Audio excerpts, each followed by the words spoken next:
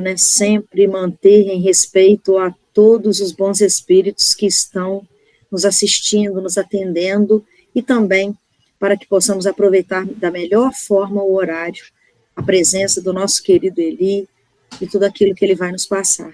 A gente pede a Maria Jane, por gentileza, fazer a leitura e a... Podes fazer mais em favor da humanidade, se te dispuseres a isso. Distende a mão a alguém caído, diz uma palavra cortês a outrem, sorri para uma pessoa solitária, acenando-lhe fraternidade. Presenteia um amigo com uma flor, faze sorrir um triste, enlaça em ternura um desafortunado. Há moedas de amor que valem mais do que os tesouros bancários, quando endereçadas no momento próprio e com bondade. Ninguém dispensa um amigo, nem desdenha um gesto socorrista. Disputa a honra de ser construtor do mundo melhor e de uma sociedade mais ditosa. Mensagem do livro Vida Feliz, de Joana de Ângeles. Vamos orar. Mestre amigo Jesus, espiritualidade que nos acompanha a todo instante, mais uma vez agradecemos essa oportunidade bendita de estarmos aqui para mais uma hora de estudo, para mais uma hora de aprendizado. Abençoa, Senhor, a cada lar aqui representado. Abençoa a todos os necessitados, passando por dificuldades de qualquer ordem. Abençoa o nosso planeta, Senhor, jogando sobre nós as suas energias de amor e de paz. Fique conosco, abra as nossas mentes, para que possamos aprender a lição da noite, colocá-la em prática no nosso dia a dia, fazendo assim a nossa transformação moral, sempre caminhando ao lado do Cristo. Fique conosco, Senhor, hoje e sempre. Para assim seja. Hoje temos a alegria grata, né, de receber o Eli de novo conosco, e sempre, né, Eli, atende aos nossos pedidos, arruma espacinho na agenda. Então, com você, meu querido irmão, a palavra, a nossa atenção, viu, gente? Todo o nosso carinho. Ok. Boa noite a todas, boa noite a todos. É com alegria que a gente tem a oportunidade de estar junto novamente, estudando mediunidade, né, que é talvez um dos assuntos mais interessantes dentro da doutrina espírita, e que sempre tem alguma coisa, né, Ana, que a gente estuda, muda livro, e tem sempre alguma coisa para a gente estudar. Então, é com alegria que a gente está junto novamente, rogando aos amigos espirituais que possam estar nos acompanhando durante o estudo, na troca de ideias, nas reflexões, e que possamos juntos aproveitar esse tempo. Olha, tem tanto tempo que eu não volto, vai até 9h15, não é isso? Ou 9 horas? 9h15. Oficialmente 9h15. Porque senão você já viu, né? Tomara que a gente tenha um pouquinho de já viu. Vou compartilhar aqui para variar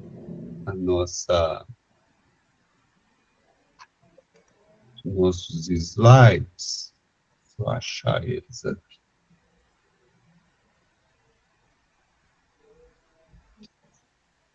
Na outra janela.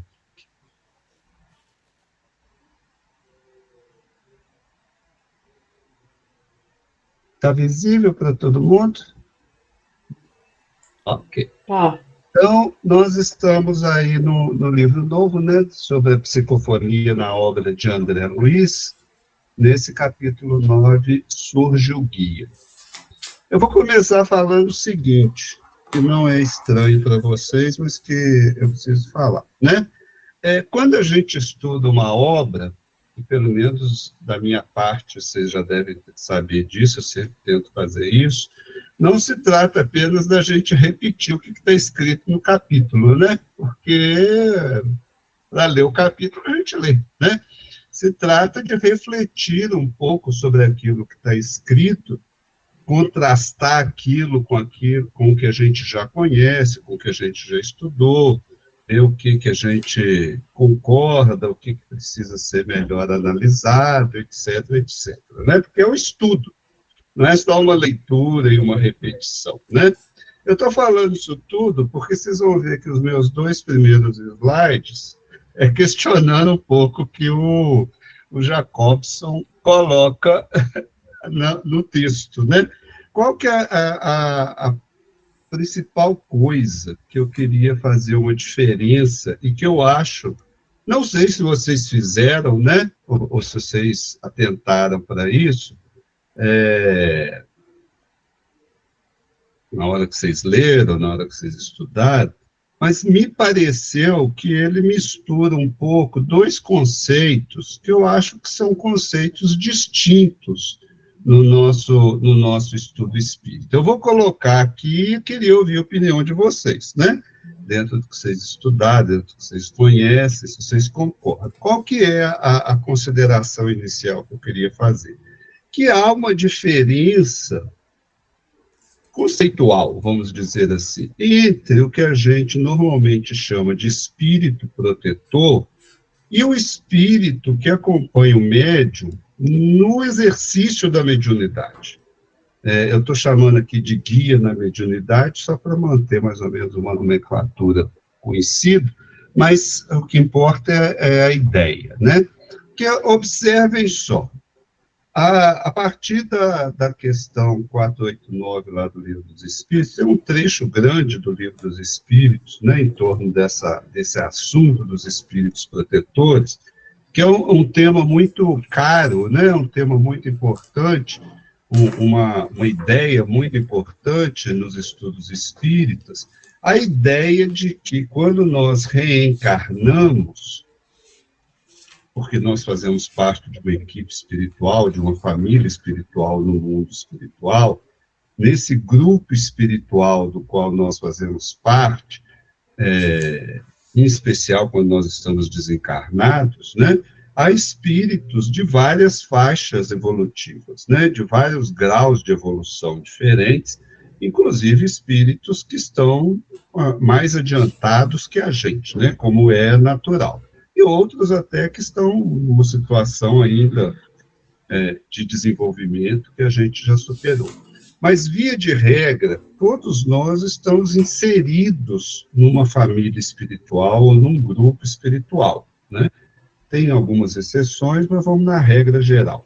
O que acontece é que quando nós vamos fazer, para aqueles que fazem, né, um planejamento reencarnatório, uma ideia do planejamento reencarnatório, e aqui especialmente a gente está falando dos médiuns, né, daqueles que vão de alguma forma trazer a possibilidade do exercício mediúnico, quando nós fazemos essa preparação em família, vamos dizer assim, em equipe, né, é natural que um espírito, vamos colocar como um, que é o caso geral, né? Às vezes é mais de um, que um espírito se encarregue de nos acompanhar durante aquele processo reencarnatório, né? Esse espírito, via de regra, é mais evoluído, né, que a gente, porque senão não dá para, né, suportar as nossas mazelas. Ele é mais evoluído, via de regra, tem mais conhecimento, e a proposta desse espírito protetor, anjo guardião, guia espiritual, não que a gente quiser dar, se vocês quiserem dar, que achar melhor, né? A proposta desse espírito é poder nos orientar, em especial nos grandes momentos, ou nos momentos mais difíceis da encarnação, né? Esse espírito protetor, né, vou ler a questão e a resposta. Há espíritos que se ligam particularmente a um indivíduo para protegê-lo. Há o irmão espiritual, a que chamais o bom espírito ou bom gênio, né? Então, a ideia do espírito protetor é essa, é alguém, um espírito que vai, de certa forma, nos acompanhar na encarnação mais diretamente e vai buscar nos auxiliar nesses percalços tão comuns na encarnação. A ideia, então, é que o espírito protetor ele está ligado à pessoa, e não a mediunidade em si, né? Ele vai atuar de uma forma contínua, mesmo que a pessoa não seja médium. Então, a ideia é que todo mundo, vamos chamar assim, né? Quase todo mundo, tem esse espírito protetor, independente de apresentar a faculdade mediúnica, não. Ele vai ajudar nas decisões, nas intuições, nas decisões éticas, né? Nos caminhos éticos, morais que a gente tem que tomar, principalmente quando a gente busca a ajuda dele, né? Porque muita gente esquece nesses momentos, fica tão perturbado com as questões que estão acontecendo, que até se esquece de buscar a ajuda dele, mas ele está ali, né? Essa é a tarefa dele, de nos ajudar nesses momentos difíceis, mas respeitando o livre-arbítrio, né? No sentido de que ele não interfere, ele não faz as coisas acontecerem contra a nossa vontade, porque senão não teria muito sentido, né? Ser um espírito que intervisse tanto na nossa vida que a gente não tomasse as nossas decisões por conta própria, porque a gente não teria e não desenvolveria nenhuma responsabilidade sobre isso, né? Então, ele vai intuir, vai aconselhar, vai acompanhar, né?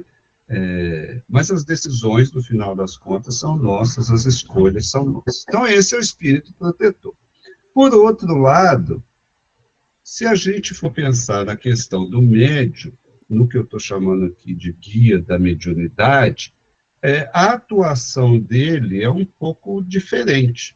Ele não é necessariamente um espírito que está, considerem bem, pode até ser o mesmo espírito, mas via de regra não é, isso que eu quero dizer, né? Nada impede que o espírito protetor também seja o guia da mediunidade do médium, mas via de regra não é. Por quê? Porque via de regra o guia da mediunidade, o espírito, né? Guia é o nome do conceito, né? O espírito que vai trabalhar nos aspectos mediúnicos, ele tem tudo via de regra, viu, gente? Porque vocês dizem, mas eu conheço o espírito, não é assim, né? Estou falando tudo de via de regra. Ele é um espírito mais, vou chamar de especialista no campo mediúnico, que tem um conhecimento maior no trabalho de desenvolvimento da mediunidade, que, via de regra, vai acompanhar as reuniões, vai acompanhar os processos mediúnicos, vai acompanhar as manifestações mediúnicas, psicografia, psicofonia, etc., etc., ou seja, vai acompanhar o exercício da mediunidade por parte daquele médium. Né? E a ideia dele, vocês imaginam assim, é como se fosse um professor, né? Alguém que tem um conhecimento maior numa área específica, que enquanto a gente está na aula, a função do professor é ensinar, explicar, acompanhar, etc., etc., né? Mas que fora da aula, a tarefa dele é diferente, né? É como se fora da aula ou fora do exercício mediúnico, a tarefa é mais do espírito protetor. Óbvio que, na grande maioria das vezes, mesmo durante o exercício da mediunidade, o espírito protetor está acompanhando, pode estar acompanhando, mesmo porque eles não ficam 24 horas por dia grudado na gente, né? Não tem sentido isso, né? Senão seria um escravo protetor e não um espírito protetor, né? Se eles tivessem que ficar por nossa conta o dia inteiro. Então, por exemplo, eu vou para a reunião mediúnica, um ambiente que está protegido, que está guardado, tá já há vários trabalhadores ali, não tem necessidade do espírito protetor ficar ali o tempo todo, né? Principalmente quando eu estou no centro espírita, quando eu estou na casa espírita, né? Então, esse guia da mediunidade vai ajudar a disciplinar, educar, proteger o médium durante a prática. Pode, inclusive, ser o guia de outros médiuns, né? Porque é como se fosse um professor que tem vários discípulos ou vários alunos, e nem sempre é o mesmo que o espírito protetor, né? Então, essa é a primeira diferença que eu gostaria de fazer, né? E que me parece que no capítulo ficou meio misturado, não sei a impressão de vocês, mas ficou parecendo, para mim, né, um pouco misturado. O que vocês acham dessa ideia? O que vocês já leram a respeito? Vocês concordam, discordam? Pode falar. Eu concordo, Eli, com a sua consideração, inclusive, principalmente, né, André Luiz tem várias obras, mas nos domínios da mediunidade, ele fala com clareza no orientador espiritual. Ele usa essa expressão, orientador espiritual, que é exatamente esse técnico, digamos assim, né, nas questões da mediunidade, técnico entre aspas, é claro, né, mas um espírito que atua também nessas questões até de regulação mesmo, né, das entidades comunicantes, aquilo que passa ao perispírito mediúnico, né, as impressões, ele vai fazendo, ele dosa, né, também junto com o grupo espiritual. Eu concordo. E aí, assim, é daí que talvez, né, essa distinção origina-se, né, a diferença, se eu estiver errada, você me corrige, os demais, de anjo guardião para mentor ou guia espiritual, né? E sobre a questão de eles poderem manifestar em vários médicos, esses técnicos, assim, espíritos, né? Vou usar a sua expressão, guia na mediunidade, orientadores mediúnicos, é que a gente entende a expressão falanges, né? Quando alguém fala assim, esse espírito é do grupo mediúnico de Bezerra de Menezes, que se manifesta em vários locais, por exemplo, essas irmãs são da equipe da irmã Clarissa, são, na nossa reunião especificamente, estão ali atuando, dirigindo os trabalhos, aí a gente entende isso bem, né? Essa multiplicação, assim, né? De multiplicação entre aspas, né, mas desses grupos de espíritos que estão sob a égide de um espírito dirigente, diretor, mas que eles, né, e esse mesmo espírito podendo atuar realmente em vários médiuns, né, ajudar vários médiuns. Eu concordo com a sua colocação, compreendo assim também. Ok. Alguém mais?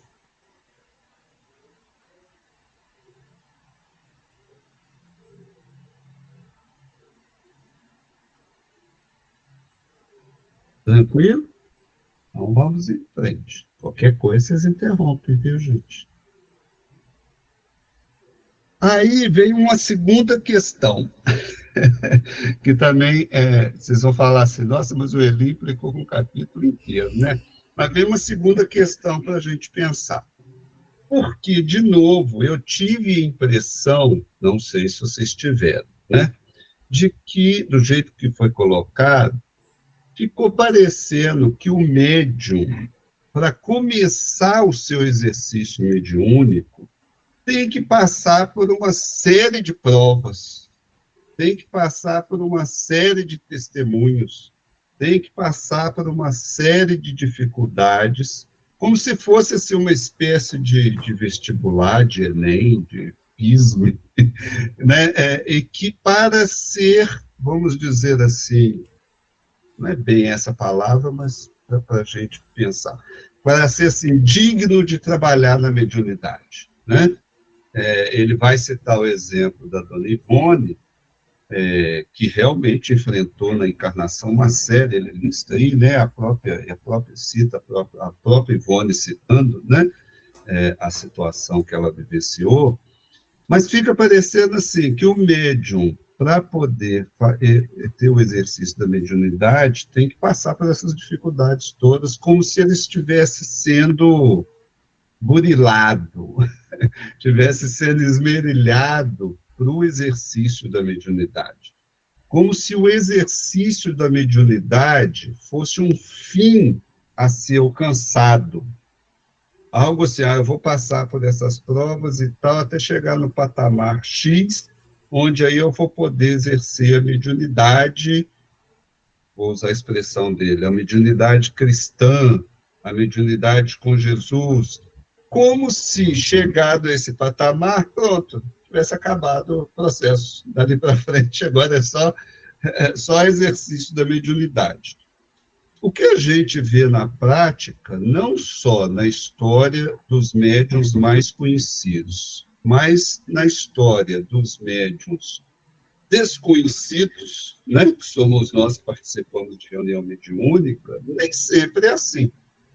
Nem sempre é assim. Que sentido? Em muitos sentidos. No sentido, e aí eu coloquei como ponto de partida essa ideia. A faculdade mediúnica, ela está radicada, e a gente já estudou isso várias vezes, vocês já estudaram isso várias vezes, né?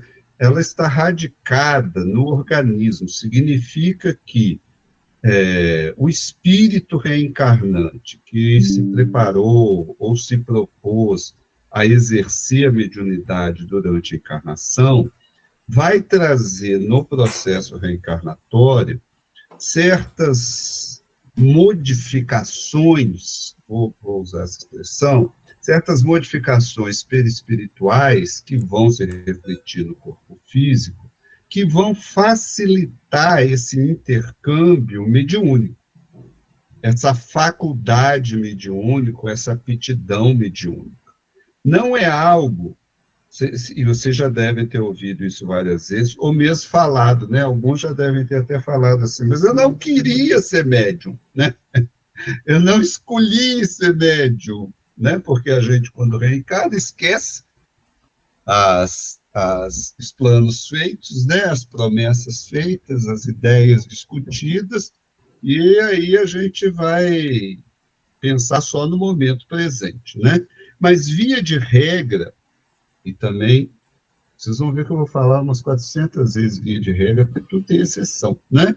Via de regra, as pessoas que estão encarnadas, os médiuns, e que têm essa aptidão mediúnica, via de regra, foi não vou dizer nem que é uma escolha, né?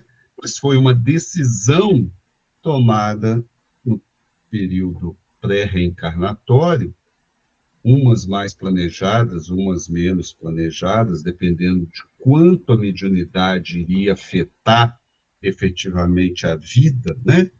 A encarnação daquela pessoa, que é muito diferente, né, gente? Se vocês pensarem na Ivone, que ele usa de exemplo, no Chico, no Divaldo, no Raul, em que a mediunidade é assim, 24 horas por dia com a pessoa, né? O trabalho no movimento espírita, na mediunidade, era constante, o que não é a realidade de praticamente todo o resto dos médiuns, né? A maioria, a imensa maioria dos médiuns tem uma vida, não vou nem chamar de uma vida paralela, não, tem uma vida, né? Tem um trabalho, tem filho, tem família, tem conta para pagar, tem que estudar, tem que isso, tem que aquilo. E a mediunidade, o exercício da mediunidade, é mais uma tarefa que a pessoa tem na encarnação. A encarnação da pessoa não gira em torno da mediunidade, vamos dizer assim. Ela tem a aptidão mediúnica, ela tem a faculdade mediúnica, mais ou menos patente, mais ou menos expressiva, né, dependendo de cada médium, mas é pouca pessoa, são poucas as pessoas, estatisticamente falando, em que a vida gira em torno da mediunidade, né? Então, se a faculdade se radica no organismo, ou seja, via de regra, depois de encarnado, não tem como dizer, não quero mais ser médium, né? Se radica no organismo. E se a mediunidade não é, na grande maioria dos casos, o essencial na vida, naquela encarnação daquele médium, tanto que assim, a pessoa, você pensa no Chico Xavier, ou na Ivone, qual a primeira coisa que vê? O Chico Xavier é um médium. É como se assim, O Chico Xavier, a Ivone, o Divaldo são conhecidos pela mediunidade. Agora pensa assim, sei lá, a Ana é conhecida. A Ana é o quê? É uma. Assim, algumas pessoas dizem, a Ana é uma médium. A Verônica é uma médium. O Luiz Eduardo é um médium. Mas talvez não seja a primeira coisa que as pessoas vão falar, né, a nosso respeito. Por quê? Porque a faculdade mediúnica, o exercício da faculdade mediúnica não é, para a maioria de nós, o ponto central da nossa existência. Por que eu estou dizendo isso, né? Que pode soar um pouco diferente para alguns de vocês. Estou dizendo isso para entender que as dificuldades da vida, que os problemas que surgem, que as decepções, que os processos difíceis de enfermidade, de perda, de traições, de tudo de ruim que acontece na vida, né?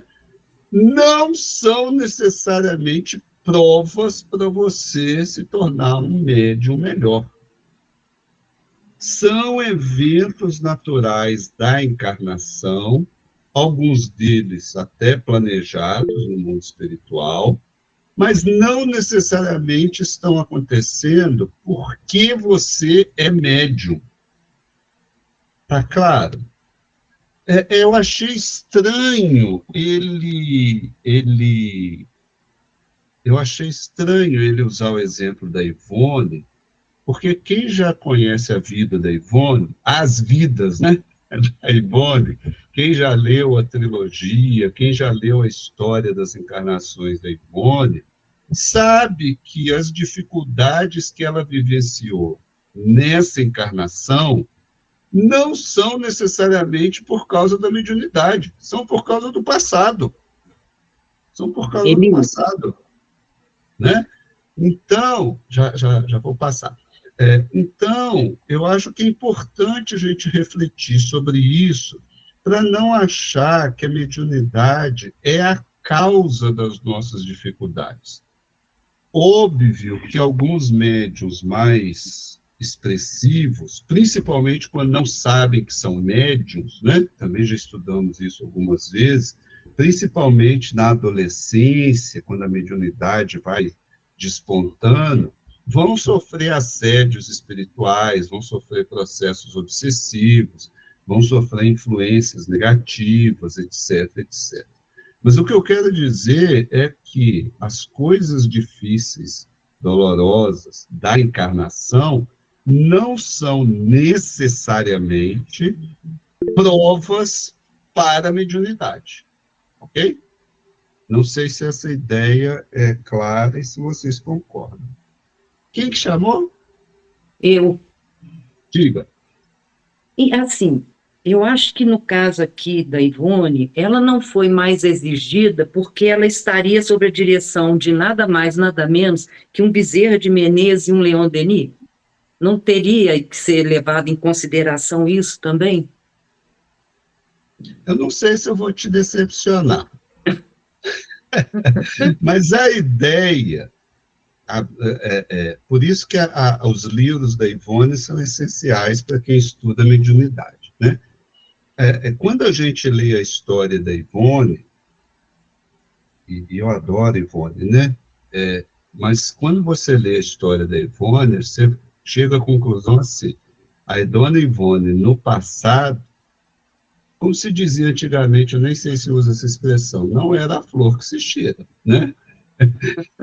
Era um espírito muito difícil, muito rebelde, que fez umas coisas muito ruins no passado, né? Não estou nem falando do suicídio seguido, estou falando das coisas que ela fez, o que ela mesma escreve, né?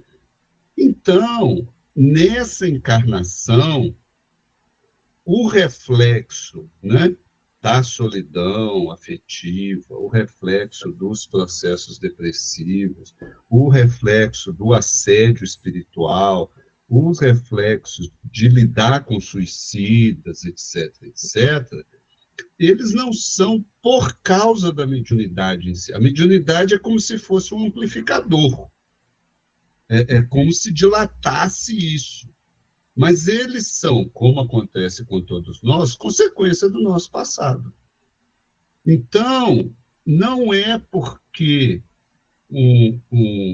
por que Bezerra, Leon Denis e outros grandes espíritos se utilizaram da faculdade da Ivone? Porque era uma faculdade expressiva, porque era uma médium que permitia uma expressão dos espíritos muito mais patente, né? Entendam bem, porque as pessoas falam assim, tem que ter uma sintonia, uma afinidade. Aí você pega um espírito como Bezerra, qual a afinidade que ele teria com um espírito como Ivone, vamos dizer assim, né? Enquanto na encarnação. Mas a Ivone, nessa encarnação, depois de muito sofrer no mundo espiritual e se preparar muito para essa encarnação. Então, esses espíritos, vou pegar o que você citou, Leon Denis. Leon Denis tem psicografia por diversos médiuns diferentes. E cada um desses médiuns tem histórias muito diferentes entre si. Então, não é porque a Ivone iria servir de médium para esses espíritos. Esses espíritos é que, vendo o esforço, o desenvolvimento, o progresso que a Ivone fez, puderam se utilizar dela. Entendeu a diferença? Uhum. Né? O trabalho da dona Ivone, de aprimoramento pessoal, de busca, né, de manter o equilíbrio, de sustentação diante de tantas dificuldades e tantos percalços, né, tornou-a um espírito maleável, eu vou usar até essa palavra depois, maleável para a influência dos bons espíritos. Tá claro?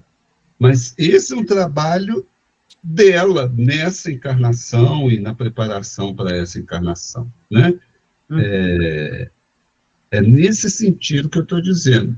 Então, para eu receber Leon Denis, eu tenho que sofrer muito. Não, porque há médios que receberam Leon Denis que não sofreram tanto assim, né?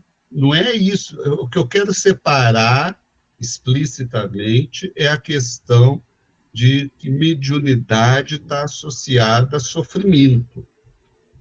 Sofrimento está associado ao fato de a gente estar encarnado. Se vai ser médio ou se não é médio, porque tem gente que sofre muito sem ser médio. Concorda? Passa por muitas dificuldades e problemas sem ter a ver com mediunidade. O fato do indivíduo, além de estar sofrendo porque está encarnado, também ser médium, pode, em muitas circunstâncias, e vai agravar, muitas vezes, essas questões. Mas não é porque ele é médium, é isso que eu quero dizer. Não sei se está claro. Se não estiver claro, vocês me perguntam. Ok. Ana? Oi. Eu queria só fazer algumas considerações e uma pergunta. Eu entendo que a mediunidade não é a causa do sofrimento, como você falou. Na minha opinião, é o contrário, ela é o remédio para o sofrimento, né? Nas duas vertentes, assim, de trabalho em que o médium atua simultaneamente, com a presença dos guias espirituais lhe ajudando e também com a presença dos sofredores, que era o caso da dona Ivone, fazendo várias, eu acho que nesse caso e também no nosso, tem várias funções, né? A manifestação por nós de espíritos, ou eu falo manifestação não só psicofônica, mas também como orientadores, como esclarecedores, enfim, tem várias funções, são várias camadas, né, no espírito. Sim, você está isso. Necessitado, sim. Ok. No caso do Chico, é claro, a história é diferente, né, as vidas pregressas, mas eu penso também que a gente traz, talvez, essa ideia geral ou mais generalizada, porque, de fato, a mediunidade, ou seja, nós somos espíritos complicados, que escolhemos, muitas vezes, através da mediunidade, esse resgate, assim, né, esse momento de evolução, essa alavanca, porque, de fato, psiquicamente, o médium está sempre exposto, por consequência, também mais vigilante, mais, né, porque recebe essas ondas vibratórias distintas. Então, eu acho que é uma coisa assim, entende? Isso vai mesclando. Nós somos espíritos, de fato, complicados, está lá na escala espírita, né, imperfeitos, e também a mediunidade, por sua vez, não é que ela traz o sofrimento, mas por si só, esse ajuste a que o médium se submete, nas variadas vibrações que ele recebe, isso também, de certa forma, é que vai ajustando psiquicamente esse ser, mas também não deixa de trazer um certo resgate, porque por causa da vigilância constante, por causa, né? Então, eu penso mais ou menos assim. Isso. Quando eu falo assim, do jeito que eu estou falando, é justamente para a gente, médium comum, como a gente, não achar que é uma coisa extraordinária ser médium, né? É uma coisa assim, mas eu não conheço tantos médiums assim, né? Você também não conhece muitos físicos nucleares, né? São poucos, se você conhecer algum, né? Então, mas existem muitos físicos nucleares espalhados por aí. Então, é para dizer que a mediunidade, como a Ana colocou, é mais um fator que vai nos auxiliar no trabalho. Vou dizer de novo, fica parecendo que a mediunidade é algo que tem que ser alcançado, né? Tem gente, né, nos anos todos de mediunidade, e a Verônica deve ter percebido isso também muitas vezes, muita gente achava assim, vou fazer o curso, quando eu entrar na reunião mediúnica, pô, consegui, não preciso fazer mais nada, né? Porque o difícil era entrar na reunião mediúnica, como se a mediunidade fosse um fim em si mesmo. Quando o próprio nome já diz, é mediunidade, é um meio. O exercício da mediunidade é um meio para outros objetivos nossos espirituais. Vários deles, eu vou comentar rapidamente, alguns deles, né? Então, ver na mediunidade um fim em si mesmo é como um expositor, gente, espírita. O expositor espírita que acha que agora, então, que ele agora é expositor, pronto, agora ele é expositor.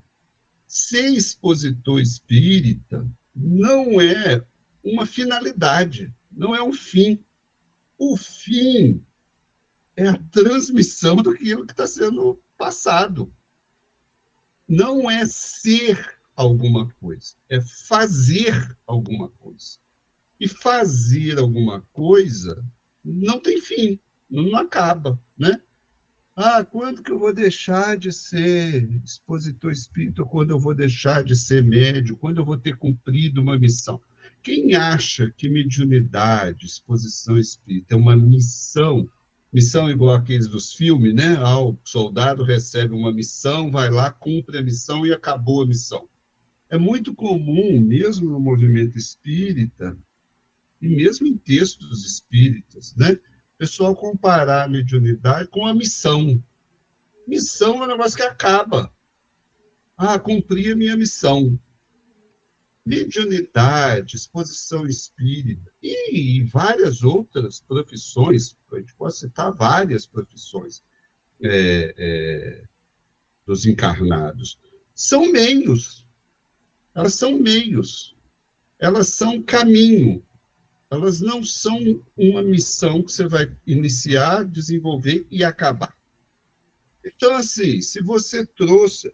Eli, mas pode ser que na próxima encarnação, eu que sou médium, pode ser que na próxima eu não venha como médium? Pode. Porque acabou minha missão? Não, porque você só mudou de atividade. Porque não tinha uma missão que vai acabar. A mediunidade tem a finalidade X. Quando que eu acabo de cumprir a finalidade X? Nunca. Essa distinção, vou até passar para outro slide para a gente adiantar, porque senão eu vou ficar falando demais. Essa distinção é fundamental. Ter uma faculdade ou uma aptidão e exercer essa faculdade na prática, essa aptidão, são duas coisas diferentes. Muitos de nós aqui, provavelmente, quando éramos mais jovens, eu acho que tem pouco jovem aqui, né? Aliás, jovem no movimento espírita também é uma raridade, né? Eu acho que o pessoal vai ficando mais velho, aí assim, nossa, tem que pensar nessas coisas de espírito, vou procurar uma casa espírita, né? Aí já volta quando já está mais velho, né? Igual a gente. Mas, assim, muitos de nós, quando éramos mais novos, talvez tivéssemos não só aptidão, mas vocação ou desejo de trabalhar com X ou Y, essa ou aquela profissão, e acabou que uns deram certo nisso, isso aconteceu, e outros não. Porque há uma diferença entre ter a aptidão e você exercer a aptidão. Há um monte de coisa no meio do caminho, um monte de fatores que vão facilitar ou dificultar esse exercício. É provável que vocês conheçam várias pessoas que aparentemente, pelo menos, têm aptidão mediúnica, mas não estão trabalhando mediunicamente. Por quê? Porque não querem, porque não gostam, porque não têm tempo, porque estão se dedicando aos estudos, né? Jovem, não sei se alguns de vocês acompanharam esse processo. Há muitos anos atrás, muitos mesmo, né? Muitos anos atrás, a FEAC, nós estamos falando, né? Nós estamos na FEAC, a FEAC fez uma coisa que o movimento espírita, desde de fora e do Brasil, de uma forma geral, não fazia, e não faz até hoje, de uma forma generalizada, que era colocar jovem na reunião mediúnica. Alguns até adolescentes na reunião mediúnica, né? A Jane lembra disso. Uns deram certo, outros não, né, Jane? Mas, assim, colocou. Por quê? Ué, gente, aquele pessoal, aqueles meninos, menina, não tinha nem passado, nem começado a vida. Essa coisa de ter sofrido, burilado, não tinha. E estava lá na reunião mediúnica, né? Por quê? Porque alguns deles demonstravam ter aptidão mediúnica. Mas entre aptidão e exercício tem uma distinção. Tanto que a maioria deles, conforme foi ficando mais velho, foi saindo da mediúnica. Porque a mediunidade não era o foco da vida, como eu já expliquei antes, o foco da vida desses espíritos, né?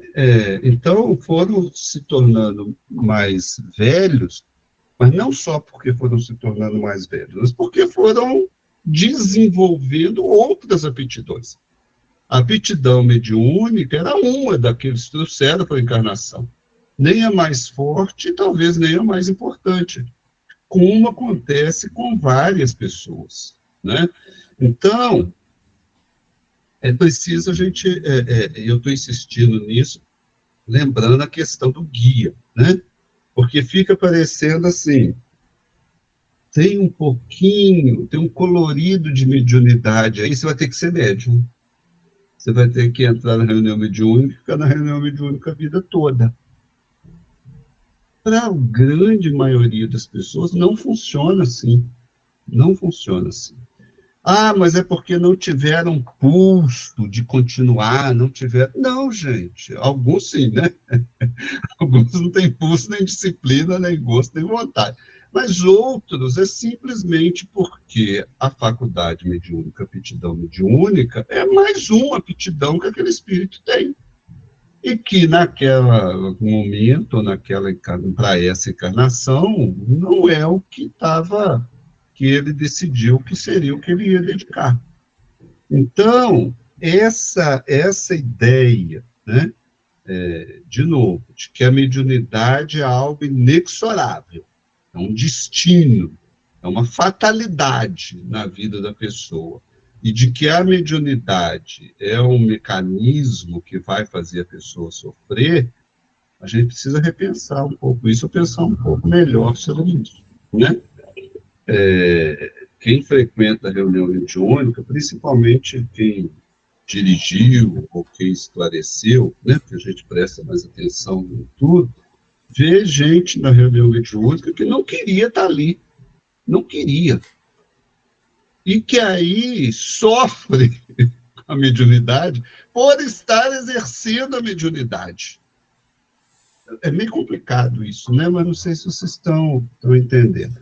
Porque a pessoa muitas vezes se convence de que se ela sair da reunião mediúnica ou não exercer ali, não receber espírito e tal, ela vai estar falhando numa missão. É a complicada ideia de missão. Quando, na realidade, para muitas pessoas, de novo, eu não sei quando vocês já ouviram isso, né? Mas é bom pensar sobre isso. A mediunidade é mais uma aptidão, e não a aptidão, tá claro? Há muitos enfermeiros, professores, quase todas as profissões que lidam com mais pessoas, em que as pessoas são médiums, têm aptidão mediúnica, e estão exercendo a faculdade mediúnica durante a profissão. O enfermeiro que atenda esses requisitos que a gente vai comentar daqui a pouco, muitas vezes não vai ter nem tempo, nem disposição, nem energia para estar numa reunião mediúnica. Mas na profissão, no exercício da profissão, os espíritos vão estar se utilizando, à medida que ele fornecer esse acesso, daquela faculdade mediúnica para atender outras pessoas. Um professor vai estar numa explicação para os alunos, numa aula, num atendimento a um aluno específico, muitas vezes usando a faculdade mediúnica daquele professor para esclarecer aquele aluno, intelectualmente falando. Então, não é que eu estou dizendo que assim, então vamos tirar todo mundo da mediúnica. Não é isso, né? Vamos fazer a mediúnica e vou deixar o pessoal ir para casa. Não é isso que eu estou falando. O que eu estou falando é que a gente não precisa ver a mediunidade nem como fator de sofrimento, nem como uma fatalidade na vida da pessoa. Mas a faculdade é muito expressiva. Então, isso é óbvio, né? Que a reunião mediúnica, o exercício da mediunidade, vai ajudar a pessoa a lidar com aquela aptidão que ela tem. Está clara essa ideia? Jane? Então, eu acredito que essa ideia que a gente tem de missão e de necessidade de trabalhar, de desenvolver, a gente aprende ela no capítulo 3 dos Mensageiros, quando ele fala lá do centro dos mensageiros, quando ele fala lá da quantidade que saem milhares de mensageiros aptos para o serviço, mas raros são os que triunfam. Então, eu acho que essa ideia que a gente tem de que quem tem mediunidade, eu devo desenvolver, eu devo trabalhar, se eu não trabalhar, eu estou abandonando, eu estou fracassando, é muito baseado nessa ideia. Você está certíssimo. Eu vou te dizer mais, para espanto de muitos de nós. Não é baseado só nessa ideia. Essa é uma ideia fundamental no cristianismo. Ela tem raízes na própria religião cristã. Essa ideia de que a sua encarnação, vocês vão dizer assim, o Eli está meio doido, né? Não, me entendam bem, que a sua encarnação é, por si só, uma missão, e por isso a gente tem que estar muito ciente, né? Vocês viram isso escrito nesse capítulo. É uma mediunidade cristã. é servir a causa do Cristo. Cuidado, né, gente, com essas expressões, porque servir a causa do Cristo, o que é exatamente servir a causa do Cristo? Se a gente fosse colocar numa expressão bem simples, servir a causa do Cristo é fazer o bem. É fazer o bem. Se você está fazendo bem, você está servindo a causa do Cristo. Mas a gente, de certa forma, vai aprendendo de que é preciso uma coisa mais extraordinária, que é preciso uma dor, que é preciso um sofrimento. Isso vem do cristianismo raiz, né? Se Jesus sofreu tanto, que eu não vou sofrer para poder servir a causa dele, né? Se aqueles espíritos de escola sofreram tanto, quem sou eu para não sofrer e querer servir a causa do Cristo? Então, é preciso refletir mais sobre isso, né? A causa do Cristo é o bem. Como nós estamos fazendo bem? Que aptidão nossa nós estamos usando para fazer o bem? Como nós estamos exercendo essas aptidões? Porque às vezes a pessoa está toda terça-feira lá na reunião mediúnica. Na reunião mediúnica é 2 horas por semana. E o que ela está fazendo as outras 166 horas da semana? Eu estou servindo ao Cristo lá naquelas 2 horas. Nas outras, tem que dar um tempo, afinal eu estou no mundo, né? Quando é o inverso. Quando é o inverso. Essa ideia, Jane, de que a gente tem uma missão, realmente saem milhares de espíritos, até hoje, né? Com aptidão mediúnica. Mas quantos vão exercer essa aptidão? Vocês observam, vou pegar o capítulo que a Jane citou, que vocês já devem ter lido várias vezes, dos Mensageiros. O problema daqueles espíritos foi não ter exercido a mediunidade? Você lembra do capítulo? Ou foi porque abandonou o filho? Ou não cuidou de não sei o quê? Foi porque não foram médiums? Não, não foi esse o problema. Foi porque eles não fizeram bem. Porque se eles não tivessem exercido a mediunidade, mas não tivessem cometido aqueles problemas todos, não estariam tão mal. É isso que eu quero dizer. Né? Quando eles conversam lá, depois vocês dão uma relida, né? Estava programado eu aceitar os filhos, aceitar... E não aceitou. Então, mensageiro, gente, é quem transmite a mensagem, é isso que eu quero dizer. Como que você vai transmitir a mensagem, porque todos nós estamos aqui para transmitir uma mensagem, como que você vai transmitir a mensagem é uma decisão sua, que a gente planejou, mas que você está aqui encarnado e que vai decidir. Se você vai ser um expositor, ou se você vai ser um vizinho legal, que conversa com seus vizinhos, se você vai ser um professor, se você vai ser um bom pai, uma boa mãe, se você vai ser uma pessoa que na reunião de família fala as coisas boas e apaguiza na hora que o negócio esquenta, como que você vai fazer o bem é uma questão sua. A mediunidade é uma ferramenta. A mediunidade é como se fosse uma caixa, né? Tem uns que encarnam, recebem um martelo e uma máquina de furar. O outro recebe uma chave de fenda e um serrote. O médium recebe uma chave de fenda, um serrote, uma máquina de furar e uma caixa de ferramenta maior. Agora, qual ferramenta ele vai usar e quando e como faz parte do desenvolvimento da própria pessoa. Tá claro? Meu medo é as coisas não ficarem muito claras. Ana? se você me permite, eu acho que aí, é claro que o tempo não vai permitir a gente, porque isso é uma questão ampla, mas ela acaba que a gente tem um dilema. Se fosse Sócrates, diria que é um sofisma. A gente tem um dilema nesse caso, sabe por quê?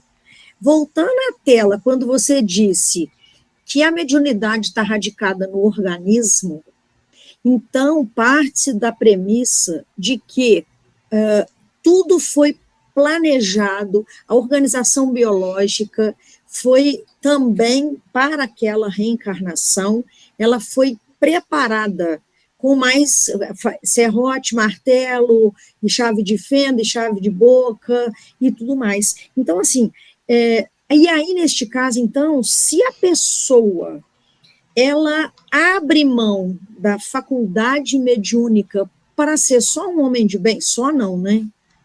Exclusiva, só não, né? Pelo amor de Deus, né? Voltando lá ao Evangelho segundo o Espiritismo, não, né? Só não. Mas entenda o que eu quero dizer. Se a mediunidade está radicada no organismo, se a gente vem com esta, não diria missão, mas com esse compromisso, exatamente de ter, né, no organismo esse plug, né, assim, que essa antena, né, mais aberta, digamos assim, e se eu abro mão disso para me tornar uma cidadã de bem, vamos colocar assim, né, para ficar melhor, porque eu acho que ser do bem, praticar as leis, começando pelas humanas, é um dever. Um dever, Ana, que pouca gente cumpre. Mas essa é a diferença. Mas entende? Entendeu? Então, assim, o dilema que eu penso é exatamente esse. Olha, eu entendo que, para mim, assim, ser um cidadão do bem, uma cidadã do bem, apesar de a gente não, né, a gente vacilar e às vezes até falhar, tá certo. Mas se eu venho com a caixa de ferramentas que foi tão preparada, tão escolhida e tão organizada, biológica, psicobiologicamente organizada, não é que a mediunidade ela vai salvar a gente, mas eu também vou falhar. Isso é um pensamento meu. Não, assim. Não é isso que eu falei. Volta um pouquinho atrás. O que eu falei? Okay. Se a pessoa tem aptidão mediúnica, mas não necessariamente está numa reunião mediúnica, mas é uma pessoa do bem, os espíritos vão usar essa faculdade mediúnica. Entendeu? Eu não estou recebendo espírito. Tá, porque é uma decisão. A mesma decisão que foi tomada antes está sendo tomada agora. Mas se ela realmente, conforme você está falando, é uma pessoa do bem, a faculdade mediúnica é utilizada, porque ela vai ser intermediária. Ok? Mas é uma mediunidade ostensiva. Quantas, vocês que frequentam e frequentaram a reunião mediúnica, quantas mediunidades ostensivas vocês viram na reunião mediúnica? Ostensiva. Muito poucas. Por quê? Porque são poucos os que vêm efetivamente para, vou colocar entre aspas, receber espírito ostensivamente. Tá claro?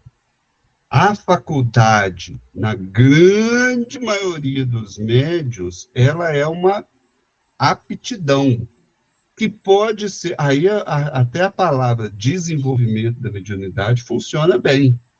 Por quê? Com o exercício, o estudo, a atenção, a lista que eu vou colocar, deixa eu pular para a lista aqui, que fica mais fácil.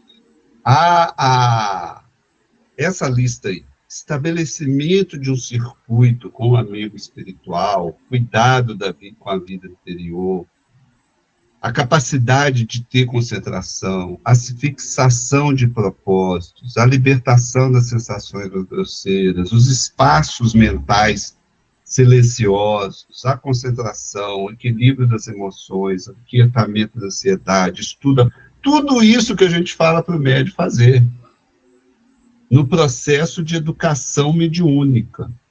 Então, se o indivíduo tem aptidão mediúnica, porque observa, Ana, que não é só fazer o bem, não. Essa lista ali, ó, eu tenho um monte de item, ficou até mais item do que eu imaginei. Tem um monte de item. Nenhum deles ali está fazer o bem.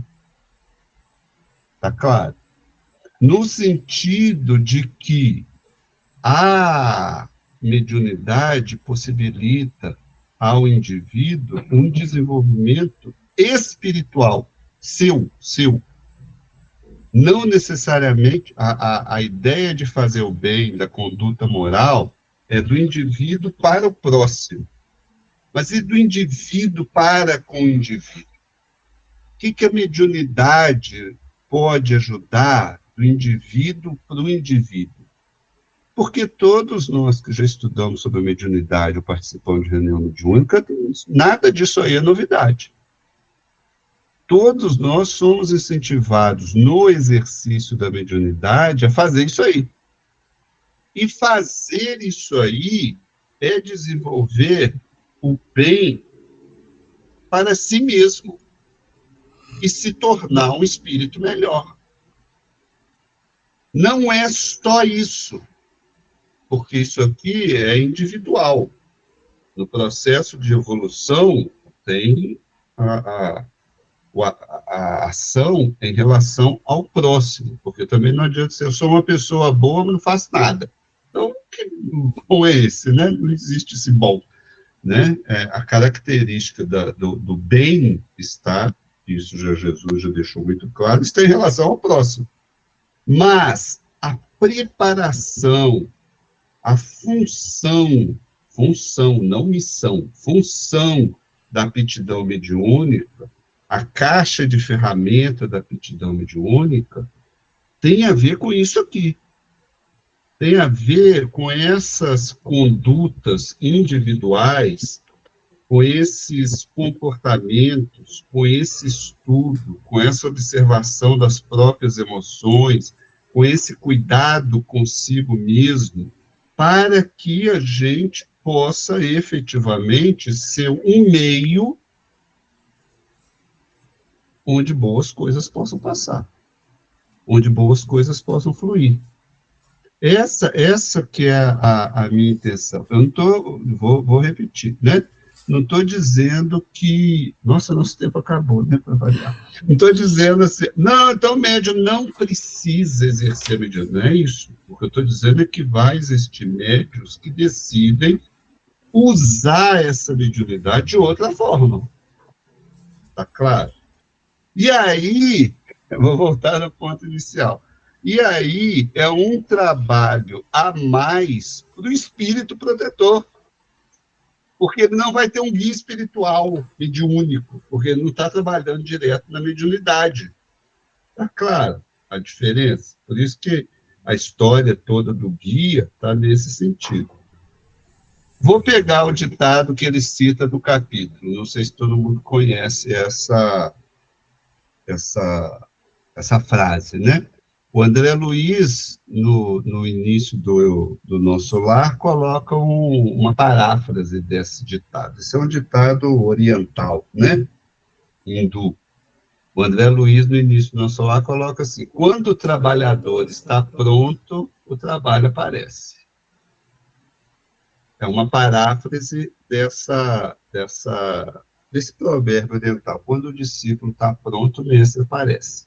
Que o Jacobson colocou aí, mas que eu queria que... Nosso tempo acabou, mas eu vou deixar para vocês pensarem. Eu queria que vocês pensassem um pouco sobre isso. Porque isso faz muito sentido dentro da doutrina, principalmente da doutrina budista e da doutrina hindu. Mas me pareceu estranho quando você fala disso na mediunidade. Por quê? Se o médium está pronto, para que ele precisa do mestre? Se a função do mestre é justamente ajudar o médium a ficar pronto, ou a ficar mais pronto, né? Então fica parecendo assim, aí eu me viro sozinho, na hora que eu estiver num ponto bom, vai aparecer o guia espiritual, para poder me ajudar no resto. O guia espiritual vai aparecer logo de cara, porque é ele que vai ajudar a gente a cada vez estar mais pronto. Tá claro? É a ideia. Então, assim, para eu ficar pronto, que é um negócio que nunca acontece, né? A gente está sempre se preparando, sempre se preparando, sempre se preparando, que a pessoa que acha que ficou pronta, para, né? Quem acha que está pronto, para. Então, é perigoso achar que está pronto. Mas o guia, que é o motivo do nosso estudo, ele vai estar ali desde os primeiros passos. Desde os primeiros passos. Ana,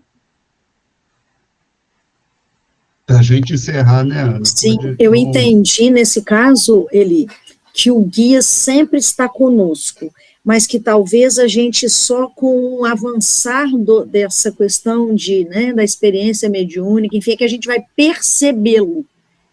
Então, eu só faço essa observação assim, né, que no início, toda aquela incipiência ainda das sensações, o guia está conosco sempre, mas que, se eu entendi o que Jacobson quis dizer, não estou falando por ele, mas eu entendi isso lendo, é que é da nossa relação para com esse espírito. Quando ele diz, ele se apresenta, eu acho assim, talvez a gente o perceba, né, que talvez lá no início a gente recebe a caixinha de ferramenta, mas ainda não sabe usar direito nada, entendeu? E quando a gente passa a saber usar melhor, aí a gente vai percebendo as várias possibilidades, então também perceber essa entidade, esse espírito que está nos ajudando. Eu entendi dessa forma.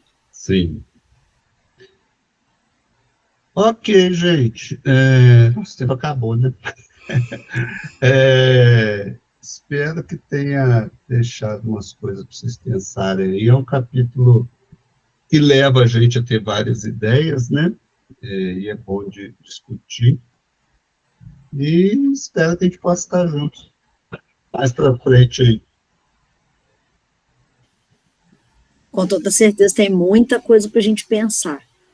Como sempre, né? E isso é a grandeza da doutrina espírita, né? É exatamente isso, botar a cabeça para funcionar, analisando as coisas, fazendo conexões, né?